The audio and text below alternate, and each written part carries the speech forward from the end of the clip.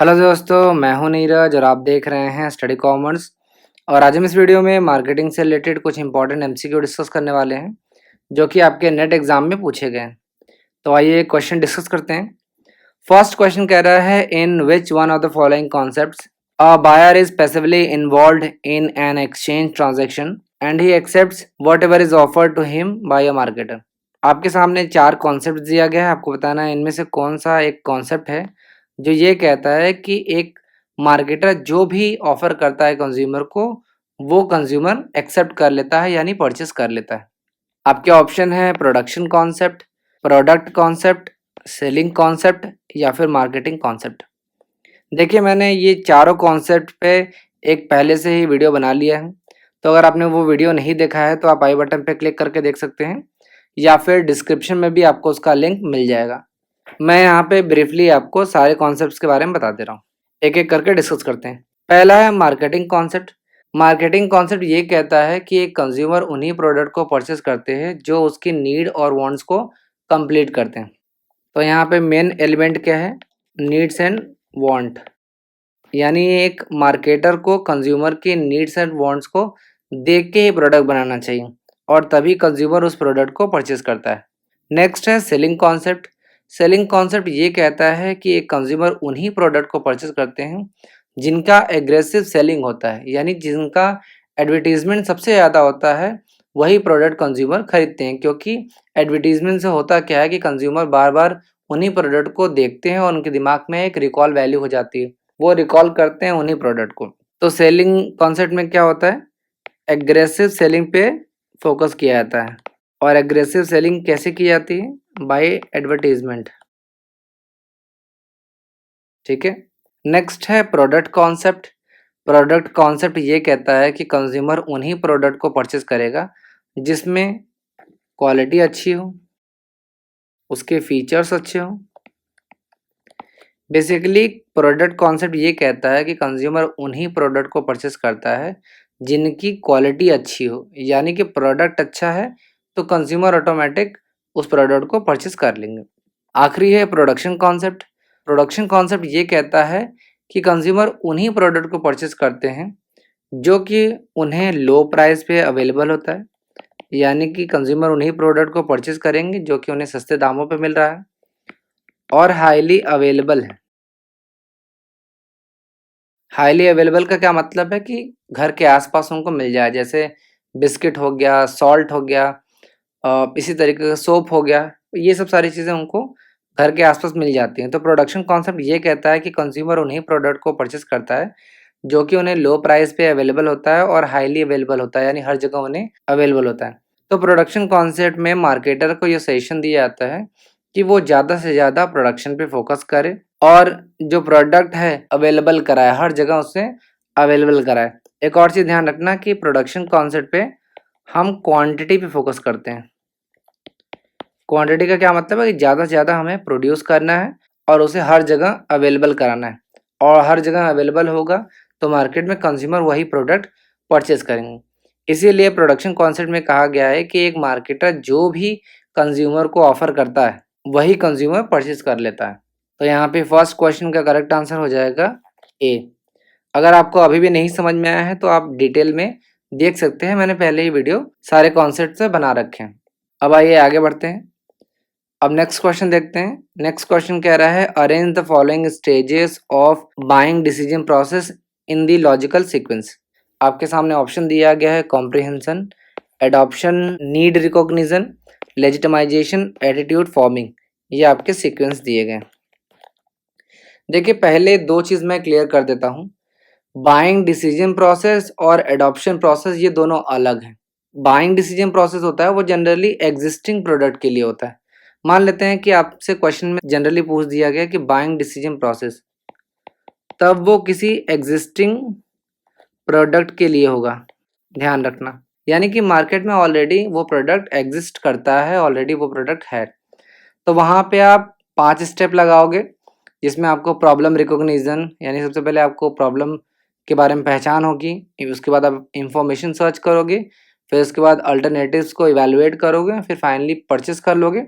उसके बाद post purchase behaviour, जो कि आपने पहले ही पढ़ा हुआ है।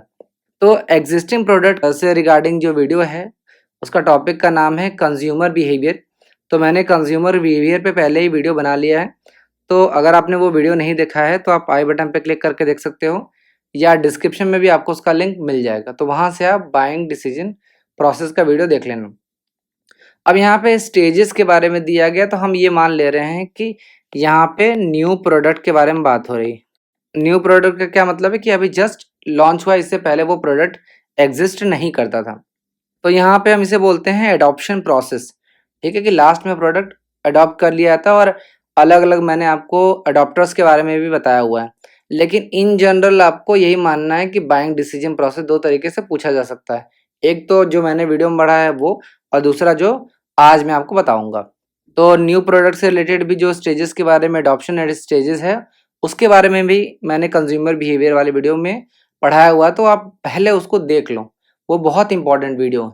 उसके बाद ये सारी चीज़ें तो बहुत ईजी है। ठीक है, तो आते हैं stages of buying decision process की। तो मैंने यहाँ पे क्लिक कर लिया है स्क्रीन, आइए डिस्कस करते हैं। फर्स्ट है नीड रिकॉग्निशन, नेक्स्ट आता है अवेयरनेस, थर्ड है कॉम्प्रिहेंशन, फोर्थ है एटीट्यूड, फिफ्थ होता है लेजिटिमाइजेशन, सिक्स स्टेज है ट्रायल, सेवेंथ होता है एडॉप्शन, एट्थ होता है पोस्ट परचेज बिहेवियर। अब एक एक करके डिस्कस करते हैं। सबसे पहले नीड रिकॉग्निशन। देखिए, जब भी आप बाइंग डिसीजन प्रोसेस की बात करेंगे, तो यानी कि आप कुछ ना कुछ परचेस करोगे, तो आपको किसी चीज़ की कमी होगी तभी आप कोई चीज़ परचेस करोगे। जैसे सपोज कर लेते हैं कि आपकी मम्मी का फ़ोन जो है वो टूट गया, तभी तो आप फ़ोन परचेस कर रहे हो, आपको उसकी नीड है। तो सबसे पहले आपको नीड की पहचान होनी चाहिए। तो मान लेते हैं कि यहाँ पे मिस्टर एक्स हैं, जिनको एक स्कूटर खरीदना है। ठीक है, और ये स्कूटर जो है वो ईवी है, इलेक्ट्रॉनिक व्हीकल है। आप चाहते हो कि आप पेट्रोल वाला जो स्कूटर है वो न यूज़ कर, जो कि ईवी के फॉर्म में है, वो परचेज करो। तो सबसे पहले आपको नीड रिकॉग्नाइज हो गया कि आपको एक स्कूटर की ज़रूरत है जो कि इलेक्ट्रॉनिक व्हीकल होनी चाहिए। नेक्स्ट है अवेयरनेस। अब सबसे पहली बात तो यहाँ पे हो सकता है जो स्कूटर्स आते हैं आपको ना पता हो उसके बारे में, तो आपको जो एग्जिस्टिंग प्रोडक्ट है उसके बारे में अवेयरनेस होगी कि एक है कंपनी है वो प्रोडक्ट बनाती है ईवीज के फॉर्म में। ठीक है, तो मान लेते हैं यहाँ पे कि बजाज का चेतक है, ओला है, दो ही प्रोडक्ट के बारे में मैं यहाँ पे एग्जांपल ले रहा हूँ। तो नीड रिकॉग्निशन होगा, नेक्स्ट है अवेयरनेस होगा, जहाँ पे आपको किसी प्रोडक्ट के एग्जिस्टेंस के बारे में आपको पता चलेगा। नेक्स्ट है कॉम्प्रिहेंशन। कॉम्प्रिहेंशन में आप अंडरस्टैंडिंग बिल्ड करोगे। अंडरस्टैंडिंग क्या बिल्ड करोगे? यहाँ पे ईवीज की बात हो रही है तो आप ये पता करोगे कि कितने आवर्स में वो चार्ज होता है, कितना माइलेज है उसका, बैटरी कितने टाइम में चेंज होता है, और बहुत सारी चीज़ें जो कि ईवी से रिलेटेड। नेक्स्ट है एटीट्यूड। अब एटीट्यूड का क्या मतलब है कि आपका एक फेथ या फीलिंग किसी चीज़ के बारे में। मान लेते हैं यहाँ पे प्रोडक्ट है, तो आपका एक इंडिविजुअल जो फेथ और जो फीलिंग होगा किसी प्रोडक्ट को लेके, उसे हम एटीट्यूड कहेंगे। तो मान लेते हैं कि आपने कि बजाज चेतक जो ईवी स्कूटर है वो आपने देखा, और आपने अपना एटीट्यूड फॉर्म कर लिया। अब ये जो एटीट्यूड है वो पॉजिटिव भी हो सकता है और नेगेटिव भी हो सकता है। पॉजिटिव का क्या मतलब है? फेवरेबल, यानी आप हो सकता है कि बजाज स्कूटर को लेके आपका जो एटीट्यूड है, नज़रिया है, वो पॉजिटिव हो कि यार बहुत अच्छा स्कूटर है। और दूसरी तरफ हो सकता है कि निगेटिव या अनफेवरेबल एटीट्यूड हो इस प्रोडक्ट को लेके कि नहीं यार ये प्रोडक्ट सही नहीं। तो अगर हम नेक्स्ट स्टेप में जा रहे हैं, लेजिटिमाइजेशन वाले स्टेज में जा रहे हैं, तो इसका मतलब है कि हम एक फेवरेबल एटीट्यूड फॉर्म कर रहे हैं। ठीक है, देखिए परचेज प्रोसेस तभी कंटिन्यू होगा ना जब आप एक फेवरेबल एटीट्यूड्स डेवलप करेंगे टुवर्ड्स द प्रोडक्ट। अगर आप एक फेवरेबल एटीट्यूड्स किसी प्रोडक्ट की तरफ डेवलप नहीं कर पा रहे हैं तो वो आप परचेज प्रोसेस में आगे बढ़ेंगे नहीं। अगर आपको पसंद ही नहीं आएगा तो आप खरीदोगे कैसे? तो यहाँ पे एटीट्यूड की बात करते हैं। नेक्स्ट है लेजिटिमाइजेशन। लेजिटिमाइजेशन का क्या मतलब है? लेजिट का क्या मतलब है? सही, ट्रू। तो अगर मान लीजिए आपने कोई डिसीजन ले लिया कि ठीक है बजाज स्कूटर मैं परचेज़ करूँगा, तो आपको एक तरीके से अपने आप को कन्विंस करना होगा कि मैंने जो डिसीजन लिया है क्या वो सही लिया है कि नहीं। अगर मुझे लगेगा कि मैंने डिसीजन सही नहीं लिया है, तो मैं कुछ फर्दर इन्फॉर्मेशन ढूँढूँगा, कोई रिव्यू देखूँगा किसी से कि यार आप बताओ आपने यूज़ किया कैसा है, ठीक है? तो लेजिटिमाइज़ेशन में हम अपने आप को कन्विंस करने की कोशिश करते हैं और फर्दर इन्फॉर्मेशन इकट्ठा करने की कोशिश करते हैं उस प्रोडक्ट से रिलेटेड, ताकि हम और एश्योर हो सकें। नेक्स्ट है ट्रायल। ट्रायल में हम क्या करते हैं? टेस्ट ड्राइव करते हैं, ठीक है? ट्रायल करने का मतलब क्या है कि हम अपने आप को कन्विंस करना चाहते हैं। हम जाएँगे शोरूम और बजाज के स्कूटर को टेस्ट ड्राइव करेंगे और अपने खुद के एक्सपीरियंस से उस प्रोडक्ट को इवैल्यूएट करेंगे। कोशिश करेंगे कि हम टेस्ट ड्राइव से ये पता कर सकें कि हमें कैसा फ़ील हो रहा है चला के, ठीक है? तो ये ट्रायल हो गया। आखिरी स्टेप है एडॉप्शन। अगर एक सक्सेसफुल ट्रायल हो जाता है, तो हम उस प्रोडक्ट को एडॉप्ट कर लेंगे। एडॉप्ट का क्या मतलब है? परचेज़ कर लेंगे। अगर हमने टेस्ट ड्राइव दिया और मुझे पसंद आया था कि गाड़ी अच्छी है, माइलेज अच्छी है, पिकअप अच्छा है, तो हम क्या करेंगे लास्ट में उसको एडॉप्ट कर लेंगे, खरीद लेंगे। और इसके बाद एक आखिरी स्टेज आता है जो कि इम्पोर्टेंट है, अक्सर एग्ज़ाम में पूछा जाता है, post purchase behaviour. Post purchase का क्या मतलब है? परचेज़ करने के बाद। तो परचेज़ करने के बाद कंज़्यूमर का क्या बिहेवियर होता है, यही है पोस्ट परचेज़ बिहेवियर। तो इसमें एक टर्म आता है जो कि आपको याद होना चाहिए। इसको बोलते हैं पोस्ट परचेज़ डिसऑनेंस। डिसऑनेंस का क्या मतलब है? डिस्कम्फर्ट। मान लेते हैं कि आपने बजाज का स्कूटर परचेज़ कर लिया। अब आपको एक डिस्कम्फर्ट हो रहा है, सही नहीं लग रहा, आपको लग रहा है कि यार शायद मैंने ओला का गाड़ी परचेज़ कर लिया होता। तो डिसऑनेंस का क्या मतलब है? सपोज़ कर लेते हैं एक कस्टमर है जिसके सामने 2 प्रोडक्ट हैं। उसने ए प्रोडक्ट को परचेज़ कर लिया, बी को रिजेक्ट कर लिया। तो खरीदने के बाद उसे लग रहा था कि शायद उसे बी को खरीद लेना चाहिए था। तो जब डिस्कम्फर्ट होता है, जब किसी को डाउट होता है, ये वर्ड सही है। कई बार होता है ना कि हम कोई चीज़ परचेज़ कर लेते हैं, बाद में हमें डाउट होता है कि यार हमने गलती कर दिया उस प्रोडक्ट को छोड़ के, जो हमने नहीं परचेज़ किया। तो इसे ही हम पोस्ट परचेज़ डिसऑनेंस कहते हैं, ये इम्पोर्टेंट एग्ज़ाम में। तो देखिए मैंने आपको stages of buying decision process को सीक्वेंस में आपको बता दिया कि क्या-क्या होता है। अब एक-एक करके इसको सीक्वेंस में कर लेते हैं। फर्स्ट जो होगा आपका वो होगा नीड रिकॉग्निशन, जिस ऑप्शन में नहीं है उसको आप एलिमिनेट कर सकते हैं। नेक्स्ट है अवेयरनेस, यहाँ पे दिया नहीं गया है। थर्ड है कॉम्प्रिहेंशन, तो इसे हम सेकंड मान लेंगे यहाँ पे। तो जिस भी ऑप्शन में ए नहीं है इसको एलिमिनेट कर सकते हैं। फिर है एटीट्यूड, एटीट्यूड फॉर्मिंग, ये थर्ड हो जाएगा। तो नेक्स्ट आपका ई आना चाहिए, ठीक है? उसके बाद लेजिटिमाइजेशन, ये आपका फोर्थ हो जाएगा और एडॉप्शन जो है वो फिफ्थ स्टेज हो जाएगा। तो सेकंड का करेक्ट आंसर हो जाएगा सी। मैं आप सभी से रिक्वेस्ट करूंगा कि कंज्यूमर बिहेवियर का जो वीडियो है उसको मैंने काफ़ी इन डेप्थ बनाया है, आप उसको 2 से 3 बार देखो, आपके लिए बहुत इंपॉर्टेंट है। क्योंकि देखिए बाइंड डिसीजन प्रोसेस से 1-2 क्वेश्चन हर सेट में पूछे जाते हैं। तो अगर आप वो पढ़ लोगे तो आपको ये सब सारी चीज़ें बहुत ही ईज़ी लगेंगी। अब आइए नेक्स्ट क्वेश्चन देखते हैं। Which of the following are social factors influencing consumers behaviour? आपके सामने कुछ फैक्टर्स दिए गए हैं जैसे culture, social class, groups, family, roles and status. आपको बताना है कि इनमें से कौन सा सोशल फैक्टर है जो कि एक कंज्यूमर के बिहेवियर को इन्फ्लुएंस करता है। आपके ऑप्शन है A D and E, B C D and E, C D and E या फिर बी एंड सी। तो देखिए कुछ ऐसे मेजर फैक्टर्स हैं जो कंज्यूमर बिहेवियर को इन्फ्लुएंस करते हैं, प्रभावित करते हैं। उनमें फर्स्ट है कल्चरल फैक्टर्स, सेकंड है सोशल फैक्टर्स, थर्ड है पर्सनल फैक्टर्स, फोर्थ और लास्ट है साइकोलॉजिकल फैक्टर्स। एक एक करके देखते हैं। कल्चरल फैक्टर्स का क्या मतलब है कि ऐसे फैक्टर्स जो कंज्यूमर के जो बिहेवियर है वो कल्चर के वजह से इम्पैक्ट कर रहा है। फॉर एग्जांपल आप सभी बर्गर खाते होंगे, तो आपने देखा होगा कि इंडिया में जो बर्गर है वो बेसिकली आलू से बना होता है, आलू में उसमें मिला होता है, मैक आलू टिक्की बोलते हैं उसको। आप यूएस में देखोगे मैकडोनल्ड जो है वो यूएस की कंपनी है और यूएस में वो बर्गर में बीफ को सर्व करते हैं। उसमें बीफ मिला होता है। बट इंडिया का जो कल्चर है वो ये है कि यहाँ पे बीफ 99% लोग नहीं खाते। तो कल्चरल फैक्टर्स की वजह से मार्केटर ने क्या किया कि बीफ को यहाँ से हटा दिया। तो ये क्लासिक एग्जांपल है कल्चरल फैक्टर का। ठीक है, तो कल्चरल फैक्टर्स हैं। सोशल फैक्टर्स के बारे में बात करते हैं। सोशल फैक्टर्स में 3 चीज़ें आती हैं। फर्स्ट है ग्रुप्स, सेकंड है फैमिली और थर्ड आता है रोल्स एंड स्टेटस। 3 चीज़ें आती हैं सोशल फैक्टर में, ग्रुप्स, फैमिली और roles and status.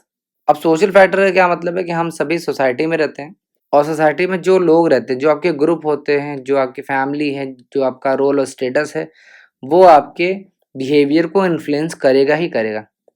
For example family या ग्रुप की बात करते हैं, तो अगर आपके ग्रुप में सपोज जैसे बॉयज़ की बात करते हैं, अगर बाइक खरीद रहे हैं तो एक जैसे बाइक खरीदते हैं, या फ़ोन खरीद रहे हैं तो एक जैसे फ़ोन हम लोग खरीदते हैं। इसी तरीके से गर्ल्स में भी होता होगा कि किसी ग्रुप में किसी लेडी ने किसी एक तरीके का झुमका खरीद लिया तो बाकी ग्रुप मेंबर भी उसी तरीके का परचेज करते हैं। इसी तरीके से फैमिली का भी इन्फ्लुएंस पड़ता है, हमारे पेरेंट्स, हमारे कजिन्स, ये आपको इन्फ्लुएंस करते हैं कि इस तरीके का प्रोडक्ट खरीदो। तो जो भी आप खरीदते हो वो कहीं न कहीं उनके रिकमेंडेशन से ही खरीदते हो। इसी तरीके से रोल्स और स्टेटस भी है। आप कहाँ काम कर रहे हो, आपका प्रोफ़ेशन कैसा है, ये भी इन्फ्लुएंस कर देगा आपके बिहेवियर को। और एक चीज़ और ध्यान रखना कि ये जो ग्रुप्स हैं, ये 3 तरीके के हो सकते हैं। फर्स्ट होता है रेफ़रेंस ग्रुप, मैं आपको जानकारी के लिए बता दे रहा हूँ। दूसरा होता है एस्पिरेशनल ग्रुप और तीसरा होता है मेंबर्स ग्रुप। ठीक है, ये 3 तरीके के ग्रुप्स आते हैं। पर्सनल फैक्टर्स भी हो सकते हैं, साइकोलॉजिकल फैक्टर्स हैं, ये सब सारी चीज़ें मैंने ऑलरेडी पढ़ाया हुआ है। तो यहाँ पे आपसे सोशल फैक्टर्स पे क्वेश्चन पूछ लिया गया। तो सोशल फैक्टर्स में कौन-कौन सी चीज़ें आती हैं? ग्रुप्स आता है, फैमिली आता है और रोल्स एंड स्टेटस आता है। ये मैंने आपको अभी बता दिया। अब देखिए कल्चर जो है, वो एक कल्चरल फैक्टर के अंतर्गत आता है। ये आपका सोशल फैक्टर नहीं है, तो ये आंसर नहीं होगा। सोशल क्लास जो है, वो एक तरीके का सेगमेंटेशन है। ये कोई फैक्टर नहीं है। सोशल क्लास का क्या मतलब है, जैसे हमने सोसाइटी को 3 ग्रुप में डिवाइड कर दिया। ये हो गया हाई इनकम ग्रुप, ये हो गया मीडियम इनकम ग्रुप और ये हो गया लो इनकम ग्रुप। तो सोशल क्लास को हमने 3 कैटेगरी में डिवाइड कर दिया। तो ये कैटेगराइजेशन या फिर सेगमेंटेशन हो जाएगा, तो ये भी हमारा आंसर नहीं होगा। तो थर्ड का हमारा करेक्ट आंसर हो जाएगा सी, जो कि है सी, डी एंड ई। उम्मीद है आपको ये सारी चीज़ें समझ में आ रही होंगी। आगे बढ़ते हैं। नेक्स्ट क्वेश्चन देखते हैं। Which of the following are true when an organisation uses intensive distribution, यहाँ पे ऑफ नहीं होगा, फॉर होगा, फॉर इट्स प्रोडक्ट। आपको बताना है कि एक ऑर्गेनाइजेशन जब एक इंटेंसिव डिस्ट्रीब्यूशन यूज करती है अपने प्रोडक्ट के लिए, तो दिए गए ऑप्शन में से कौन सा ऑप्शन सही है। ऑप्शंस पढ़ लेते हैं। Customers are moderate in number, wide spread market coverage, customers are brand conscious, mass advertising, pleasant shopping conditions. Options ये सारे आपके सामने दिए गए। तो देखिए डिस्ट्रीब्यूशन स्ट्रैटेजी से क्वेश्चन पूछा गया है। हमारे सामने 3 तरीके के डिस्ट्रीब्यूशन स्ट्रैटेजी हैं। ये भी टॉपिक मैंने आपको अलग से डिस्कस किया है इन डेप्थ। तो अगर आपने ये टॉपिक नहीं देखा है तो आप आई बटन पे क्लिक करके देख सकते हैं, या फिर डिस्क्रिप्शन में भी मैं आपको लिंक दे दूंगा। टॉपिक का नाम है डिस्ट्रीब्यूशन डिसीजन, तो वहां से आप इस वीडियो को देख सकते हैं। तो देखिए डिस्ट्रीब्यूशन स्ट्रैटेजी 3 तरीके के हैं हमारे पास। फर्स्ट है इंटेंसिव, सेकेंड होता है एक्सक्लूसिव और थर्ड होता है सेलेक्टिव। एक एक करके देखते हैं। इंटेंसिव डिस्ट्रीब्यूशन का क्या मतलब है, हम चाहते हैं कि हमारा प्रोडक्ट जो है वो हर जगह पे मैक्सिमम प्लेस पे अवेलेबल हो। इंटेंसिव डिस्ट्रीब्यूशन स्ट्रैटेजी वो स्ट्रैटेजी है जिसमें मार्केटर जो है या जो ऑर्गेनाइजेशन है वो अपने प्रोडक्ट को हर जगह मैक्सिमम प्लेस पे अवेलेबल कराना चाहता है। सॉरी, मेरी थोड़ी तबीयत ठीक नहीं है, इसलिए मेरी आवाज़ आपको सही नहीं आ रही होगी आज, बट फिर भी मैं कोशिश कर रहा हूँ कि ये लेक्चर कंप्लीट करूँ। तो इंटेंसिव डिस्ट्रीब्यूशन में जो मार्केटर है वो अपने प्रोडक्ट को हर जगह पॉसिबल, जहाँ जहाँ तक पॉसिबल हो सकता है, वो अवेलेबल कराना चाहता है। और इंटेंसिव डिस्ट्रीब्यूशन में जो प्रोडक्ट यूज़ किया जाता है वो होता है कन्वीनियंस प्रोडक्ट। कन्वीनियंस प्रोडक्ट का क्या मतलब है? जो आसानी से आपको मिल जाए, कन्वीनियंस आपके घर के आसपास मिल जाए, जैसे टूथपेस्ट हो गया, सॉल्ट हो गया, कैंडी हो गया, ये सब सारे एग्जाम्पल हैं कन्वीनियंस प्रोडक्ट के। दूसरी तरफ एक्सक्लूसिव डिस्ट्रीब्यूशन में क्या होता है कि यहाँ पे ओनली लिमिटेड डिस्ट्रीब्यूशन होता है, यानी कि लिमिटेड प्लेस होगा जहाँ पे वो प्रोडक्ट मिलेगा। फॉर एग्जांपल आपको एक टेस्ला कार खरीदना है या BMW खरीदना है, क्या आपको हर जगह मिल जाएगा ये कार? नहीं मिलेगा।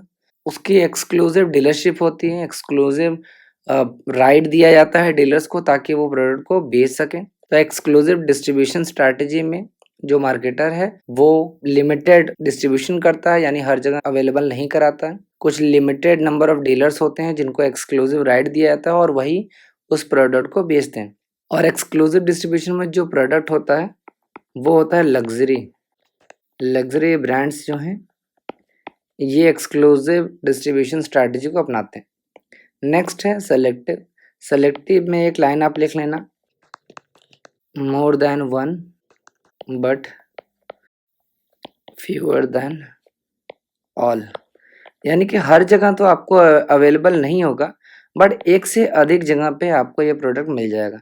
जैसे टीवी हो गया, इसके बाद आपको रेफ्रिजरेटर आप खरीद रहे हो या फिर कोई दूसरे किचन अप्लायंसेस हैं, ये आपको सेलेक्टिव जगह पे मिल जाएंगे। ठीक है, तो हमने यहाँ पे इंटेंसिव डिस्ट्रीब्यूशन स्ट्रैटेजी के बारे में पढ़ लिया है। अब इस क्वेश्चन को हम आसानी से अटेम्प्ट कर सकते हैं। तो पहला ऑप्शन दिया गया, customers are moderate in numbers. देखिए, जब कस्टमर मॉडरेट में होंगे यानी बहुत ज़्यादा हाई में नहीं होंगे तो इंटेंसिव डिस्ट्रीब्यूशन करने का कोई फ़ायदा नहीं।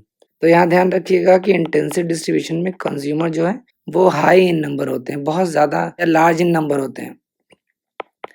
ध्यान रखना, जब कंज्यूमर लार्ज इन नंबर होंगे तभी इंटेंसिव डिस्ट्रीब्यूशन करने का फ़ायदा होगा, अदरवाइज कोई मतलब नहीं। तो यहाँ पे ए ऑप्शन को भी हम एलिमिनेट कर सकते हैं। नेक्स्ट है wide spread market coverage. Wide spread market coverage का क्या मतलब है कि मैक्सिमम जगह पे आपको अवेलेबल कराना है, मार्केट कवरेज बहुत ज़्यादा होना चाहिए, तो ये सही है। नेक्स्ट है कस्टमर्स आर ब्रांड कॉन्शियस। देखिए, ब्रांड कॉन्शियस नहीं होते हैं। जैसे आपको टूथपेस्ट लेना है, सॉल्ट लेना है, तो आप बहुत ज़्यादा ब्रांड कॉन्शियस नहीं हो सकते। नेक्स्ट है मास एडवर्टाइजिंग।